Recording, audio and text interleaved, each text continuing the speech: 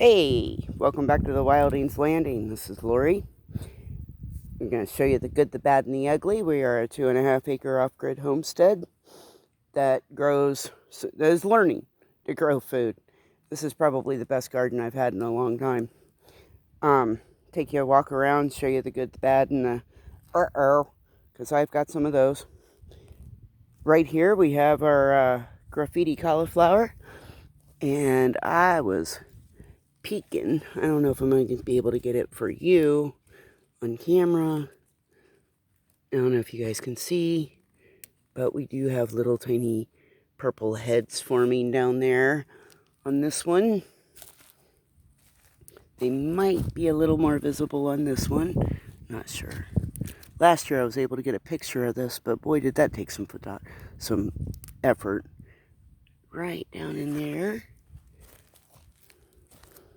This is one of our favorite varieties of cauliflower, big purple head. It's absolutely beautiful. We have bright lights, Swiss chard happening down here.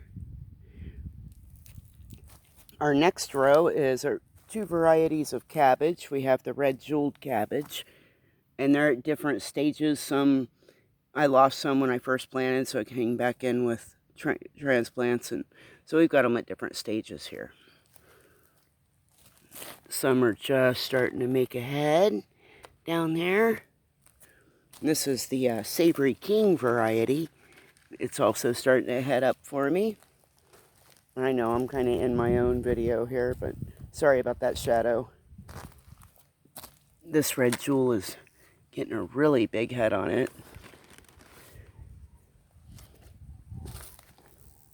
But yeah. Our next row is purple Bok Choy. I stuck a couple of the red jeweled cabbage right here. I didn't have any other Bok Choy coming at that time, so stuck something else in those holes. This one is so pretty.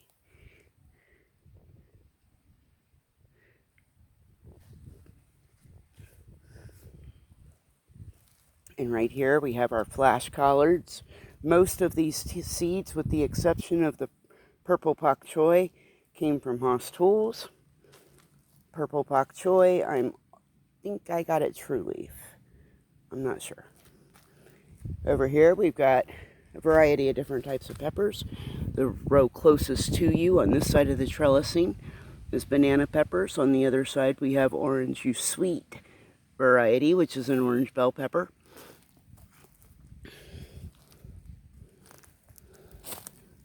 This is a heatless habanero pepper that does not offer the heat of habanero, just the taste.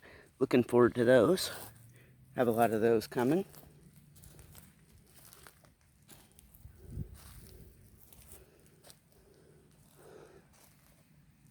I have a Mamma Mia Galileo down here that is huge. I mean, can you see it up against my hand? I know it's kind of shadowed there, but wow. And I have another one on my table. I've got about half a picnic table of things that are ripening currently. We'll take a walk down the next aisle. I've got one big bad black beauty eggplant right here. She's about as big as my hand. Probably harvest her in the next day or so. These are our Chef's Choice orange. I think almost every one of these plants has tomatoes on it, and I've harvested several as well. Very prolific variety for us. Very you know what I'm trying to say. Excuse the cough. If I talk too much, I get a tickle in the back of my throat. So that's one reason you haven't gotten any videos. I knew you didn't want to hear me coughing and sneezing and sounding like crud. Down here we have unknown varieties. One we've lost. This looks kind of like a tachi. Not sure. Got some bug damage there. I've been really battling worms with my tomatoes. Got one here, and again, that kind of looks like a tachi too. On this side, we've got Southern Ripe, and again, I think all of these, we've been harvesting a lot of these. A lot of these. As a matter of fact, tomorrow I'm going to start canning up some. And again, a little bit of bug damage there. But these Southern Ripe are just amazing. They're really, really prolific. See, I said it. Very prolific. Like this one a lot. This is our Florida 91. And I really wanted to like this variety, being that we're in Florida. But it has not done so well for me. This is my second planting of it. And neither time was it extremely productive. So, this is our Tachi tomato, which is a paste tomato from Haas Tools. And we'll be harvesting that one probably later today. I harvest my tomatoes as they begin to ripen. And let them ripen in on the shelf. I get less bug damage that way. This is one of our Chef's Choice Black. We've got 2 of them of equal size hanging there. Those are turning out real nice. Harvested several of these as well. Got some more of those coming right here. Got another one right here. You can see the inconsistent watering on the tops of the tomatoes where they're cracking. I'm working on that inconsistent watering thing. Alright. That pretty much wraps up this garden. Let's go over and take a look at what's been keeping me a little bit busy. I'll let you guys kind of look while we're doing it. And on our way, I'll take a look at one of the patches of sorrel or red roselle that I still have to harvest and work through. This patch is probably 12 feet long with 3 or 4 bushes. These bushes got blown down in some storms a few weeks back. I just need to get out here and harvest them big time. Big time. That might happen later this afternoon. I like to spend sunset time out here because it's really pretty out here during the sunset. Sunset sets right over this field kind of in the back, so again, here's a look at our roselle. Another one. We'll come in and take a look at what we got growing on around here. This back row, well, the very first row you see is giant yellow, binary giant yellow zinnias. Correct me if I said that wrong. From Haas Tools. Absolutely loving them. Oh my goodness. Oh my goodness. Loving them. That is the California mix from Haas, and they are just as pretty. I am loving having the splashes of color out here. Obviously, the butterflies aren't complaining either. This first row that's in frame now is kind of a misfits row. I really don't even know what it all is. I had 5 seed trays planted out, labeled, done right, and we had some storms that blew my tags out. Seeds ended up places they didn't belong. So I just went ahead and planted. In the second row, all along the second row, is a row of beets that have started to sprout. You can get down there and you can kind of see them. I just watered not long ago, so they all look kind of beat up right now. And we've got beets planted to our first yellow zinnia. I've got a lot of grass in here to deal with. But I wanted to wait until my beet sprouts and my radishes came up a little bit so I could tell the difference before I started pulling out all this grass. I pulled it all out when I planted, though, I promise you. Some more of those binary giant yellow zinnias.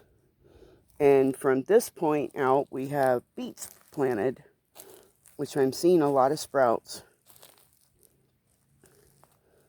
And that's very encouraging. At least for those that are going to eat them. I grow beets. If you haven't heard this before, I grow beets for family members that thoroughly enjoy them. I don't eat them. I eat the greens and salads, but I do not eat the root vegetable. I don't like it. Never have. And let me take a quick glance. I think this is broccoli. Yep.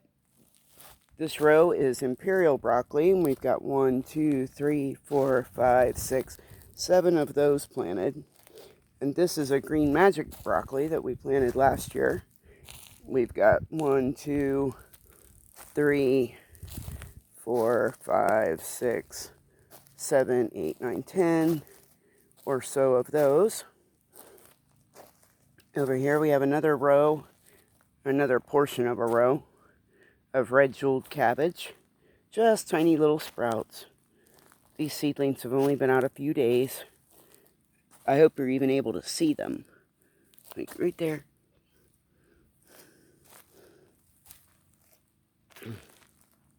And then we go into having more Swiss chard. And we've got quite a bit of that growing. We really enjoy Swiss chard. But I don't eat beets. Everybody finds that amazing. On this back row, from the moringa tree, my little moringa tree here, over is Lacinato Kale. All of that is Lacinato Kale. And we have 1, 2, 3, 4, 5, 6, 7, 8, 9, 10, 11, 12, 13, 14, 15, 16, 17, 18, 19, 20, 21 of those planted. Sorry if that my hand is all you saw there.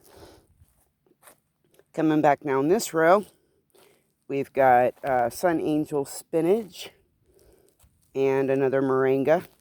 I plant moringa everywhere, so moringa can sprout out anywhere it wants to sprout out in my yard. Then we have, excuse me, I put some of that in my mouth, the moringa. Good stuff. I have red Russian kale growing along this row. And we have 1, 2, 3, 4, 5, 6, 7, 8, 9, 10, 11, 12, 13, 14, 15, 16, 17, 18, 19 or 20 of them in this row. And this is not the only place I'm growing it. I've got it in the container garden too. As a matter of fact, I'm harvesting it in the container garden. And this whole row, all the way down, is flash collards. 1, 2, 3, 4, 5, 6, 7, 8, 9, 10, 11, 12, 13, 14, 15, 16, 17, 18, 19, 20, 21, 22, 23, 24, 25, 26, 27, 28, 29. 29 sprouts in this garden. Remember, I just showed you some that are much more developed. This is kind of the succession planting of the fall/winter. And then another garden that I just planted that is going to turn out absolutely pretty. And I'm not even going to go in because you see how close these are planted. You'll understand I don't want to go in there and dance. Over there, first row is purple Bok Choy, Savory King Cabbage. That kind of goes all the way down this row. Again, we did that down the second row and the third row. The fourth row begins more of the graffiti cauliflower, which we have, and a couple of bok choy scattered in there too, but mainly graffiti cauliflower. And then on the row here closest to us is all going to be echinacea. Those are echinacea blooms. This garden is more than a work in progress. I need to get in here and weed it. We're going to get it tilled. And this is where I think I'm going to put carrots. We've got where the sweet potatoes were in the summer. I've got that all covered with black plastic, and it's ready to do something, or maybe just rest if I end up overplanting, because I'm still planting seedlings. Still planting seeds. If I end up, planting more than I put them over here. That garden actually gets a lot of sun. Or a lot of shade. You see it in full sun right now, but that's not the norm. Mulberry trees are not looking so hot, but they're not supposed to. Holy mackerel, for not looking hot. I have got a whole branch of... Can you guys see those? I don't know if they're coming up in the camera or not. Wow, there's a bunch of mulberries up there to snack on. Yay! This girl loves her mulberries.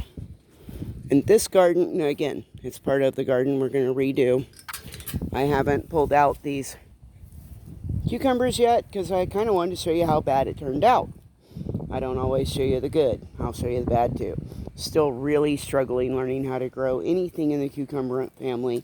Every time I do, it gets attacked with disease and bugs. Excuse me. And I end up losing it. That's exactly what happened here. Did not get a single cucumber.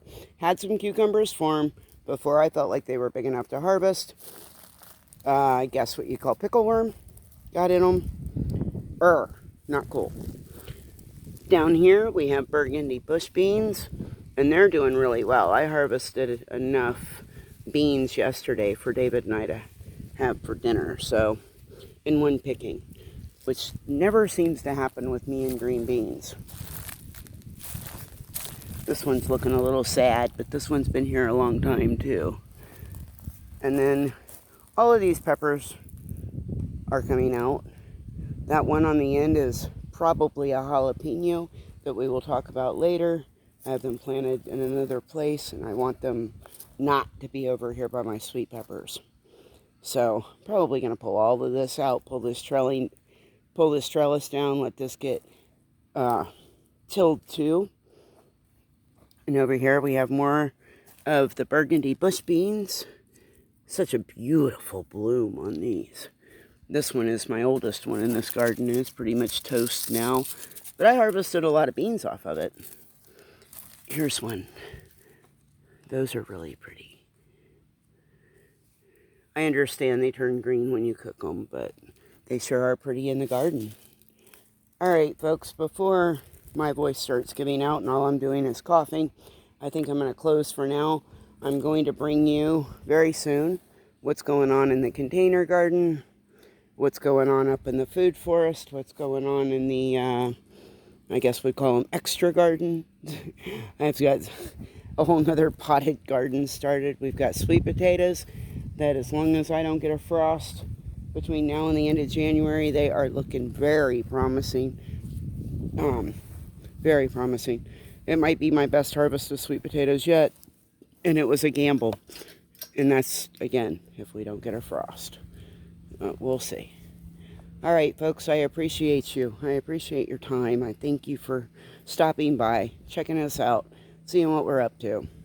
I am going to let you go. I'm going to go get some lunch and probably get ready to take a nap because I've just been a little under the weather. All right, folks. Thank you, and until next time, which I hope is tomorrow.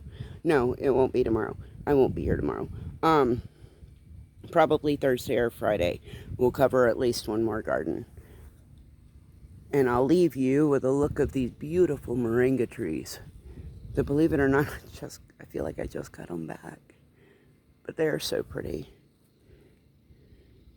All right, thank you, folks. Appreciate you, and God bless.